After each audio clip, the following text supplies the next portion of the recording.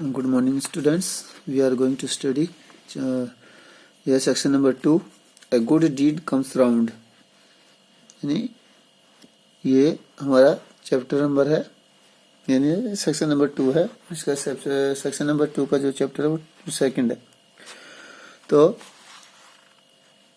यहाँ पर हम एक कहानी है. This story revolves around a journalist. यानी वो कहता है कि ये जो कहानी है वो घूमती है, यानी ये चलती है अराउंड ए जर्नलिस्ट, यानी एक पत्रकार, यानी जर्नलिस्ट बोलते हैं पत्रकार को. Who returns from the clutches of rebels. Rebel बोलते हैं यानी विद्रोही, यानी वो विद्रोहियों की पकड़ से वापस आता है, यानी वो उनके वहां से वापस हो जाता है. It imparts the moral of the returns from good deeds. यानी वो कहता है it imparts the moral of, यानी ये मेरे को कहते हैं ना कि वही अच्छे काम का अच्छा नतीजा होता है. तो it imparts the moral of the return from good deeds, यानी वो कहता है कि ये मेरे किन्हीं अच्छे कामों का नतीजा है. यानी कहने का मतलब है कि जब आप कोई अच्छा काम करते हो तो उसका फल आपको जरूर मिलता है. Use Cardova Smart Classes software on the smart board in class to watch, read and appreciate the story as a recollection of the author as well as a moral lesson. यानी कहता है कि इस कहानी को आपको स्टडी करना है और इसमें जो मॉरल लेसन है, यानी हमारा जो नैतिक कर्तव्य है या पाठ है जो हमको सीखने को मिलेगा, वो आपको इसमें से गेन करना है, यानी इसको एक्सेप्ट करना है. तो उसके बाद अब यहाँ से हम स्टूडेंट्स स्टडी इसको स्टार्टिंग करते हैं. Growing up in Africa, the son of English shelters, I often accompanied my mother A doctor on her rounds. यानी वो कहता है ग्रोविंग अप इन अफ्रीका, यानी जो इसका राइटर है या फिर इसका जो नरेटर है वो कहता है कि मैं अफ्रीका में पला बढ़ा, यानी ग्रोन अप बोलते हैं बढ़ना या पढ़ना, यानी अपना आपको विकास करना, डेवलपमेंट करना. The son of English shelter, यानी द सन ऑफ, यानी जो वो बेटा था इंग्लिश सेल्टर, यानी लगभग यानी जहां अंग्रेजों का निवास होता है, यानी अंग्रेजों के साय में पला बड़ा. I often accompanied my mother, और ये कहता है कि मैं अक्सर अपनी माँ के अकम्पनीड बोलते हैं गो विद समवन, यानी किसी के साथ जाना, यानी उसका साथ साथ जाना. माई मदर, मेरी माँ के साथ. ए डॉक्टर, यानी जो कि एक डॉक्टर थी. ऑन हर राउंड्स, यानी जब भी उसको कोई मौका मिलता था, यानी राउंड्स बोलते हैं यानी कहीं पर घूमने जाना. घूमने का मतलब ये नहीं वो पिकनिक पे जा रहे हैं, यानी कोई मरीज मिल गया या फिर कहीं से कोई शिकायत है कि भाई यहाँ पर ये परेशानी या बीमारी है, तो वो जो डॉक्टर थी वो उनके पास चली जाती. तो ये जो नरेटर है या फिर जो राइटर है वो कहता है कि मैं भी अपनी माँ के साथ चला जाता था. We went in her car, हम उसकी कार में जाते थे. Which was like a mobile clinic, यानी ऐसा लगता था कि जो उसकी जो कार है वो एक क्लिनिक है, यानी कहने का मतलब है चलती फिरती एक क्लिनिक थी. It was fitted with a medical chest with a wonderful array of equipment.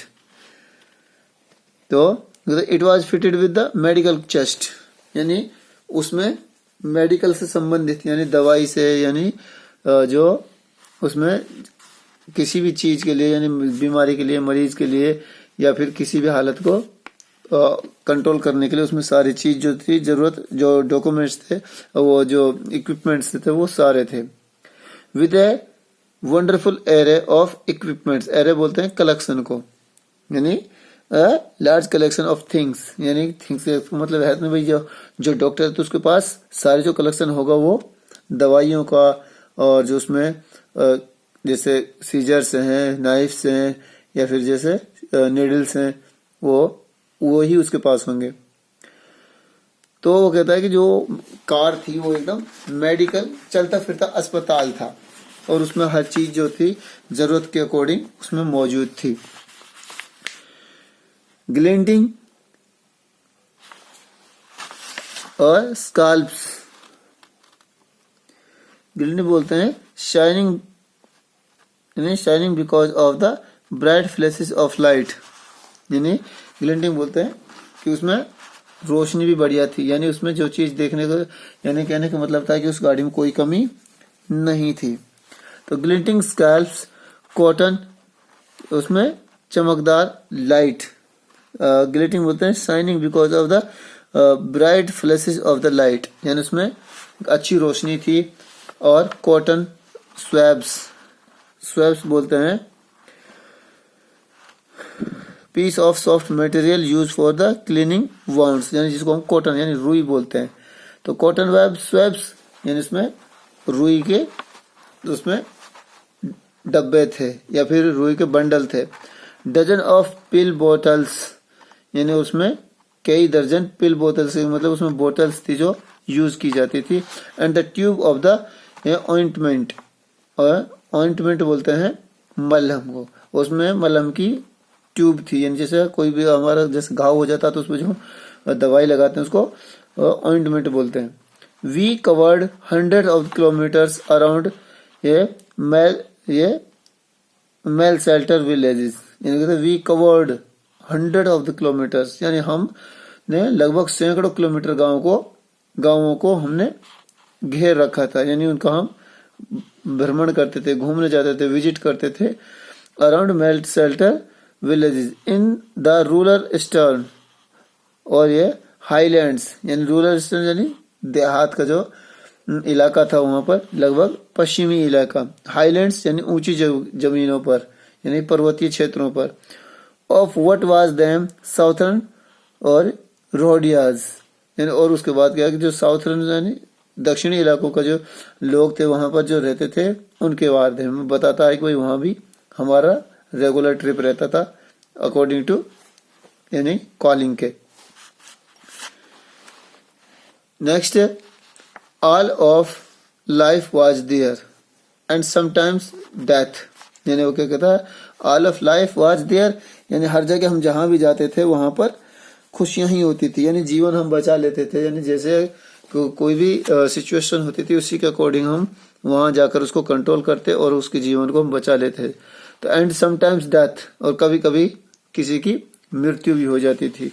My mother's single biggest life saver was her vaccination programmes, यानी वो क्या कहता है कि my mother's single biggest life saver, यानी मेरी माँ का एकमात्र और सबसे बड़ा लाइफ सेवर, जीवन को बचाने वाला, वाज हर वैक्सीनेशन प्रोग्राम, यानी वैक्सीनेशन बोलते हैं कि जैसे वैक्सीनेशन प्रोग्राम बोलते हैं programme for the injection agent people for protecting against the disease, यानी जहाँ जैसे कोई भी डिजीज फैलती थी तो उसके अकॉर्डिंग यानी उसके अगेंस्ट में जो वैक्सीन लगाया जाता था उसका प्रोग्राम वो चलाती थी, तो वो सबसे ज्यादा बढ़िया और जीवन को बचाने वाला काम था। Which was close to her heart, और वो जब सबसे ज्यादा उसके दिल के करीब रहता था, कहने का मतलब है कि वो उस चीज पर या फिर उस प्रोग्राम पर सबसे ज्यादा ध्यान देती थी। Grand tours to inoculate people against smallpox, inoculate बोलते हैं to protect someone from something specially a disease to vaccinate, यानी और ऐसी बीमारी जो सिर्फ इंजेक्शन से ही उसकी वैक्सीन को शरीर के अंदर डाला जा सकता था। तो ग्रांड टूर्स टू ये inoculate people against small pox, small pox बोलते हैं चेचक को, यानी जो चेचक का जो टीका होता था उसकी कोई ऊपर की जो कोई दवाई नहीं थी, लेकिन उसको सिर्फ इंजेक्शन से ही उसको ठीक किया जा सकता था, और वो भी टाइम के अकॉर्डिंग। डिप्थीरिया और ट्यूबरकुलोसिस यानी टीबी एंड द पोलियो, और जो हमारा पोलियो होता है उसमें became part of our dry season routine, यानी ये जो हमारा ड्राई सीजन यानी सूखा का जब मौसम आता था तो हम उसमें इस रूट पर हमेशा घूमते रहते थे। और डिप्थीरिया बोलते हैं a serious throat injected which cause breathing difficulty, यानी डिप्थीरिया बोलते हैं एक सांस का रोग है, यानी इसमें जब ये हो जाता है तो जिसको भी मरीज जो होता है पेशेंट होता है उसको सांस लेने में दिक्कत होती है, और उसको ज्यादा दिक्कत होने से कभी कभी उसकी डेथ भी हो जाती है। और our journey took us high up towards the glittering ये ग्रेनाइट और यह चिमेनीमानी माउंटेन्स यानी चिमेनीमानी माउंटेन्स यानी वो कहता है आवर जर्नी हमारी जो यात्रा होती थी वो कहीं भी की भी हो सकती थी, परमानेंट ये नहीं था कि हमको इस रूट पर ही जाना है, यानी जहाँ से कॉल आ गया या जहाँ से हमें खबर मिल गई वही वहाँ ऐसी परेशानी है तो हम वहाँ पर पहुँच जाते थे। तो our journey took us high up towards यानी हमारी जो जर्नी थी वो हमें लेके जाती, यानी उस काम की वजह से हमें बहुत ही ज़्यादा अच्छा महसूस होता था। द ग्लिटरिंग ग्रैंटी यानी ग्लिटरिंग बोलते हैं जैसे चमचमाती हुई यानी चमकते हुए ग्रैंटी और यह है चिमेनीमानी माउंटेन्स यानी चिमेनीमानी जो माउंटेन्स थे यानी पर्वत थे उसके आसपास का जो इलाका था वहां पर उसको उनकी जर्नी हुई। दीज ये बॉर्डर्ड द मोस्ट रिमोट और unexplored part of the Mozambique यानी वो क्या कहता है कि दीज अब बॉर्डर्ड यानी ये खुला हुआ क्षेत्र, द मोस्ट रिमोट यानी वहां पर किसी भी चीज की जो संभावना होती है रिमोट बोलते हैं यानी उसको संचालन करना यानी वहां उस किसी काम को पूरा करना। Unexplored part of the Mozambique where a guerrilla war against the colonial Portuguese was under way और ये गुरेला वॉर बोलते हैं method of the fighting in small groups against the government यानी एक ऐसा युद्ध होता था कि जिसमें अगर सरकार कुछ गलत कदम उठाती है तो उसके खिलाफ ग्रुप में यानी छोटे छोटे ग्रुप में बढ़कर आदमी अपने अकॉर्डिंग वो लड़ाई लड़ते थे। तो war against the colonial Portuguese was under way यानी जो पुर्तगाल जिन कॉलोनियल बोलते हैं रिहायशी क्षेत्रों में ऐसी झड़पें हो जाती थी यानी देखने को मिलती थी। उसके बाद इसमें in the above paragraph the word remote means very far isolated और वेरी स्मॉल यानी इसमें स्मॉल आ जाएगा यानी कम संभावना के लिए हम इसको करते हैं, छोटे छोटे इलाकों में ऐसा हो जाता था। तो नेक्स्ट है we had sent word ahead and when we arrived thousand of the local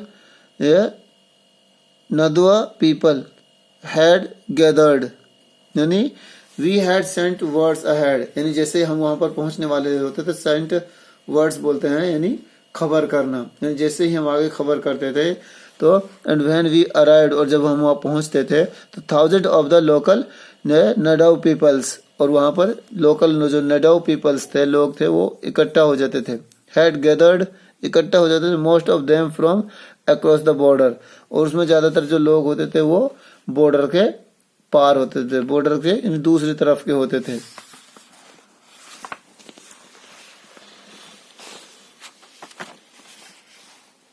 We weren't supposed to vaccinate Mozambican, but my mother felt it made sense because the Nadao crossed the border so freely. यानी we were not supposed to vaccinate ये Mozambicans यानी कहते हैं हम ये suppose ये भी नहीं मान सकते थे कि we were not supposed to vaccinate यानी हम उनकी तरफ देखना की कहने का मतलब है कि वो बॉर्डर के दूसरी तरफ कहते तो हमें सरकार या फिर हमारी जो संस्था थी वो अलाउ नहीं करती थी कि हम किसी को भी वो वैक्सीन लगा सकें। तो suppose to vaccinate Mozambicans but my mother felt it made sense because परंतु जो मेरी माँ थी वो हमेशा इंसानियत के बारे में यानी लोगों के बारे में सोचती थी। The Ndau cross the border so freely यानी वो इनके बारे में इसलिए सोचती थी क्योंकि जो नडाव थे वो बॉर्डर को अच्छी तरह से सेफली यानी सुरक्षित रूप से क्रॉस कर वहां तक पहुंच जाते थे। तो डियर स्टूडेंट्स हमने यहाँ तक इसको किया है, अगले वीडियो में हम यहाँ से आगे डिस्कस करेंगे। आप इसको स्टडी करें और इसको ध्यान से पढ़ें, ठीक है।